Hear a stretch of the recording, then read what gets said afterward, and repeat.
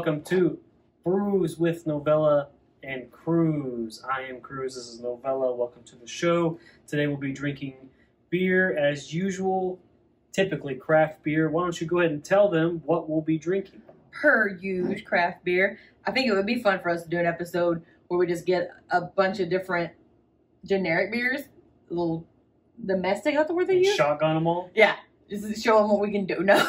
I would do that. I would do that with you. How many beers do you think you could shotgun in a row?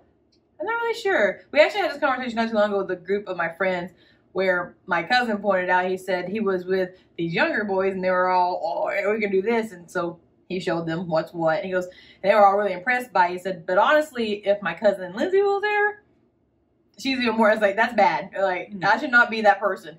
I'm a lady, right? I think I could do 4 tops in a row. Now, are you talking about the tall ones or just like regular ones? Just regular old beers. Yeah, maybe like if it was something really, really just liquid. I mean, like, I think we were doing PBRs at the time. I mean, when I say liquid, I mean just like no carbonation, no, just straight piss beer. Would have just the easiest way to get it down. And I think ours was PBR we used to do, but I wouldn't want to shotgun 4 PBRs. I think and Natty Ice was another one. Anyways, but we like good beer. That's what the show's about. Tell them what good beer we're drinking. We're having the Florida Cracker by Cigar City Brewing. They're out of Tampa, Florida. We've had something by them before in the way back when. This is a complete different style, though. I do think that they're based out of an area where they're very prominent with cigars. That's kind of where the name comes from. And they do pair with different cigars. We don't have any today. At the time, in the way back when, we had one that we did pair with some cigars, but it's been a long time. It's been a while. We've been doing this for a while. Anyhow, the Florida Cracker is a Belgian style, so thinking like Blue Moon, but really nice. So you're going to have the coriander and the orange, which is typical, especially the orange peel for your Belgiums. So that's what we're going to be looking for, a nice, crisp Belgian feel. It's not going to be super hoppy or anything. It's a 5.5. I think it was about, with tax and all, $12 for 6-pack, which I don't think is too bad. I realize depending on where you're at, beer can be stupid expensive. And I'm proud to say that, yeah, I'll pay $12 for this compared to going up the road, you know, to another town, and it probably would have been $16. It's crazy. So thankfully we have a little cheaper prices. They say here on the back the name is from an 18th century cracker cowboys of the Florida Prairie. The citrusy notes and effervescent body of this Belgian white ale make it perfect for any lovers of fresh air and outdoor adventures. Makes you think of like a country like front porch with the linen blowing, like when you read that. That did for me. I wonder if it tastes like that. Was it because they said Florida Cracker? Yeah, Florida Cracker. That's a Florida Cracker is someone who lives in Florida that never tans. Yeah, they're just always red. They never put on any sunscreen. Nah.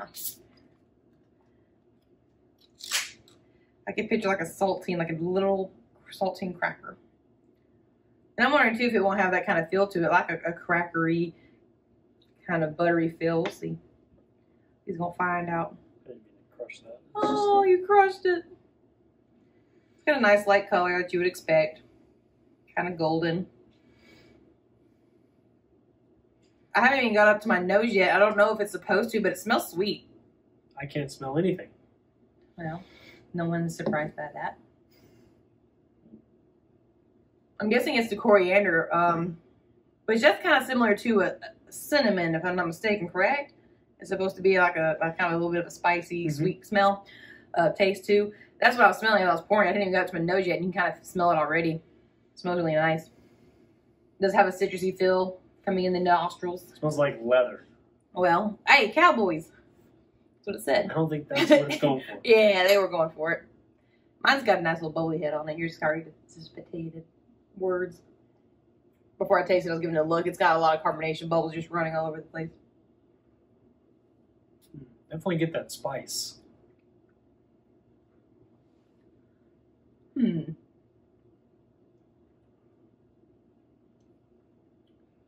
At first hits the tongue, and you do have that crackery note with a little bit of sweetness, but at the tail end of it, it's spicy. Yeah. Not like a pepper spice, but like a cinnamon spice, you know, those spice chew jelly candies. That's what it kind of tastes like. Yeah, for me, it's definitely that back of the spiciness, and I know it gets confused with like a heat spice or whatever, but it is just like a nice herbal kind of spice there at the back, and it's not overwhelming at all. It's a little sweet and kind of get the citrus in there. It's not very overpoweringly orange, but that's never the case with those anyway. Normally people will take an extra orange and squirt it in there. It kind of brings out some flavor, but I like the way it is. Not too sweet by no means.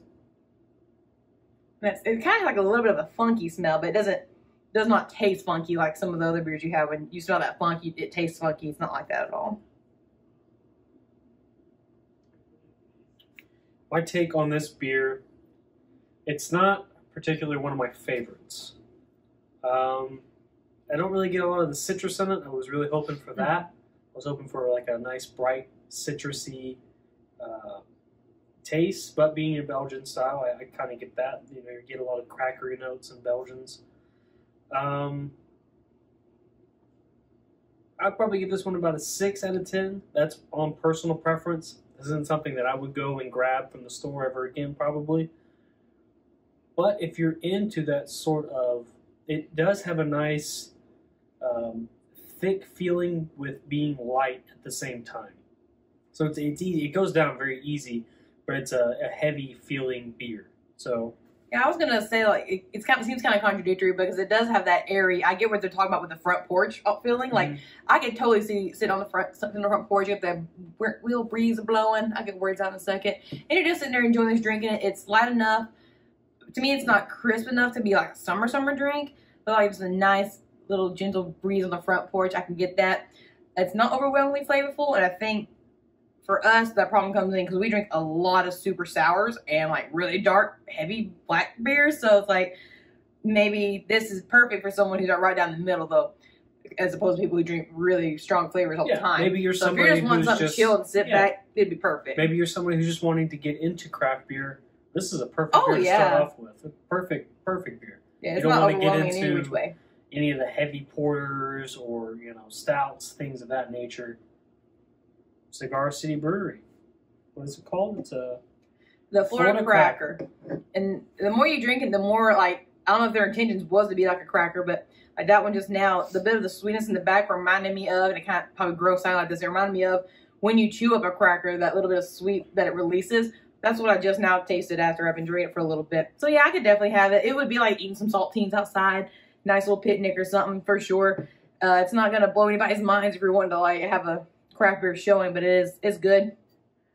Yeah, it's 5.5. I mean, you sit there and drink them, you'll be all right here a little bit. Sit around the bonfire on the beach, dip your saltine crackers in the beer.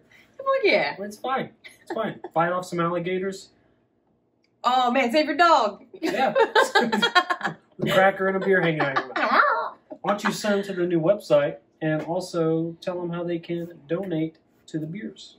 So if you want to roll on over to our brand new website, is the asylumradionetwork.com.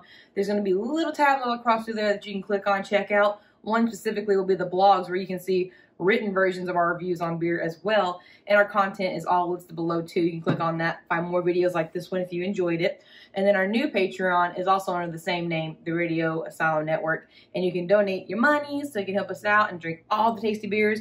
We need your money. This stuff gets expensive and we have a problem. And the problem is we don't have enough beer. So Patreon. That's a problem you can fix. If you are a brewery, if you have a certain beer that you just would love for us to try, send it in. Yeah, send it to us. You know, we'll go out and buy it. If you're a brewery and you'd like for us to come to your brewery, maybe take a quick tour, you know, take a quick video of your entire facility, test out, maybe do a couple flights. We would love to do that. Yes, we're all about engaging and sharing. Get y'all's name out there, get us out there, get to have tasty, delicious beer. We're all about it. Send in your suggestions for what you would like us to do next. We would do it. Just don't send us something terrible, because then we'll blame you. We'll still drink it, though. We'll definitely gonna drink it. Because we're trash people. We're trash cans. See you next week.